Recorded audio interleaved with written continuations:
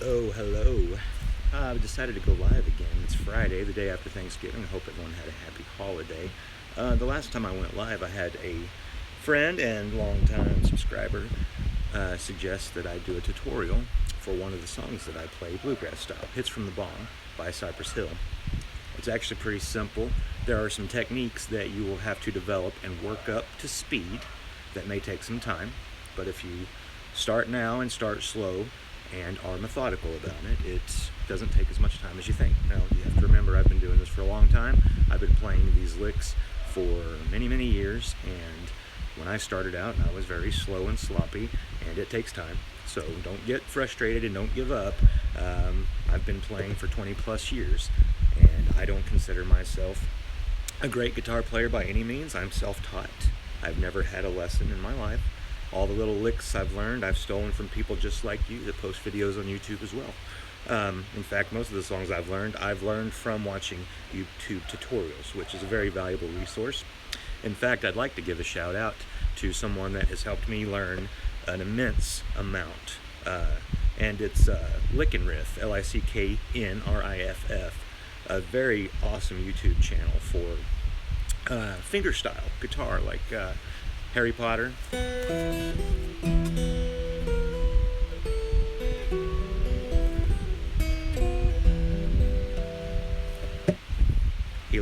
He taught me that one. Oh man, so many of them.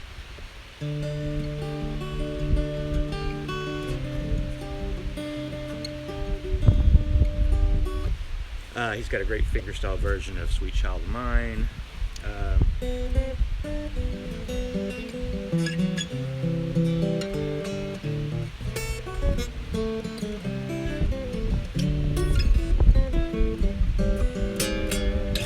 If I only had a brain, tons, hundreds. He's been doing this for a long time, and the great thing about the way he teaches is that he will teach you lick by lick. He will show you every fret to play, every finger to use, note by note, lick by lick. That's his style. And for somebody like me, who is self-taught and doesn't have the theory background that a lot of these guys do, it's absolutely the best way to learn. And over the years, I've picked up so many techniques from him. I absolutely recommend. So let's get started. First of all, the song, it's just 3 chords. Let's see if I can get the guitar in for you a little bit. Do my best. All right, just 3 chords, G, C, and D. Very basic 3 open chords. Now what I do, this technique that I use, I don't know what it's called. I've heard it called chicken picking or something. I don't even know if that's the same technique. Basically, you just play the root note. So in this case, it would be the low string, G. And then you play the whole chord. Strum it. I use my fingernail. You'll notice I never use a pick. I don't know if you can tell from watching my videos, my hands move pretty fast, but I never use a pick. I just use my fingernails and my thumb. Let's slow that down. Root note, chord. Then I move down to the 2nd fret and do a hammer on. And then play the chord. That's it. You do that over and over again. So let's do it again. Root note, chord. Hammer on the next string, chord. Root note, chord. Hammer on, chord. And when I do that hammer on, I tend to come back down. I don't tend to put that finger back on and play the whole chord. I tend to root note, strum the whole chord, then hammer on, and then play the last 3 strings. And I do that for speed. Once you get to playing it faster, you'll see what I mean. It gets harder to come back and try to put your finger down and play the whole chord. And that's the thing, when you're working these techniques up to speed, it'll take some time to figure out. You have to learn the shortcuts. It's just like there's another step to this too. When I get to singing up to speed, it may sound like I'm saying the correct words, but in order to enunciate properly, I actually have to change the words into words that sound like the words that fit the song, but that I can actually say fast enough to keep to the speed of the song.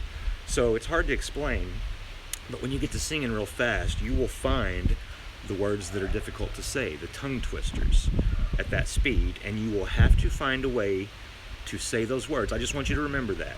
Find a way to say those words just to make it sound like you're saying them, but that your tongue can actually roll fast enough to not slur through the song, because the real trick and the real thing that will impress people here is not the strumming. Pick it, back it, put up, come along, take a hit from the bar, put the blunt down just for a second, don't get me wrong, you know it's not a new method. Inhale, exhale, I just got an ounce in the mail, I like a blunt or a big fat cone. I think it's the speed of the singing that really does it, and the enunciation, and hitting those notes perfectly. It's all about precision. That's what takes a song from sloppy to wonderful, in my opinion. But anyways, let's do it again. Root note, chord, hammer on, chord. Do the same thing with C. Then you switch to C. Root note, chord, then just move that finger. It's already on there, just hammer it on. Then play the rest of the chord. And I actually, when I come back,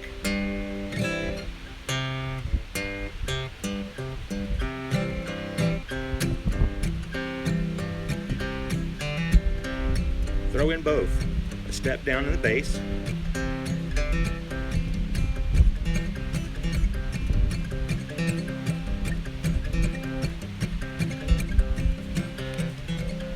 See?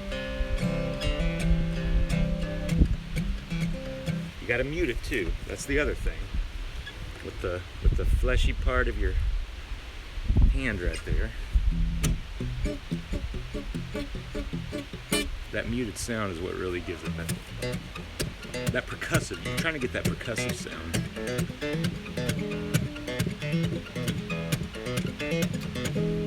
You can use this technique with pretty much any chord progression. You know, you want to do a C blues.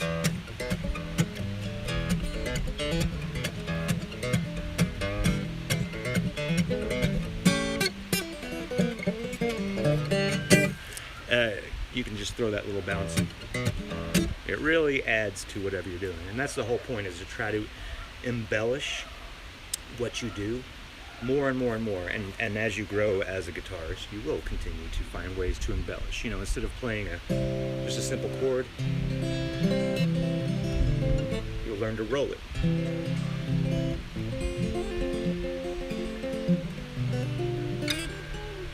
Anyways, back to the song.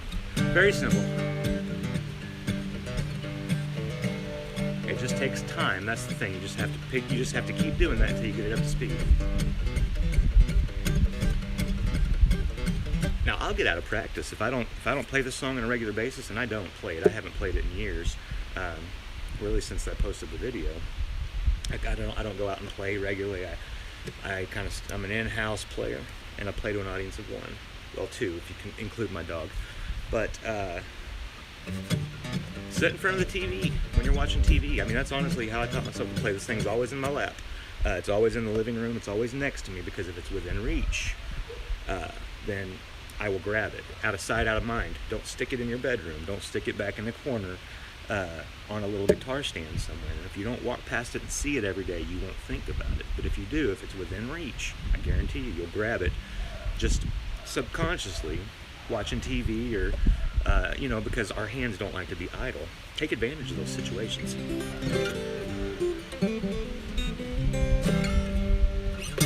Anyways, I hope that you took something from this, and thank you for the subscribes and the likes and the comments.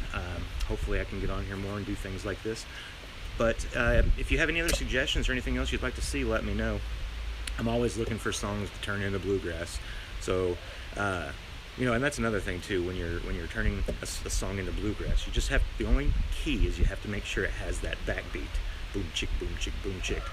Rap songs work well because when you slow them down, almost all hip hop has a nice old backbeat, but it has to be a 1-2 1-2, or it doesn't really fit the meter very well. So if you're looking for your own, and I'm always looking for, I think songs just work out better when you bluegrass them. Everything's sounds better bluegrass. That's just my opinion. Anyways, hope you guys had a great holiday. Continue to have a great holiday weekend, and let me know if you want to hear anything in particular, or if there's something, another tutorial that I could post. Like, comment, subscribe, and all that good stuff. And hopefully we'll see you soon. Bye. How do I stop this thing? I've never done this.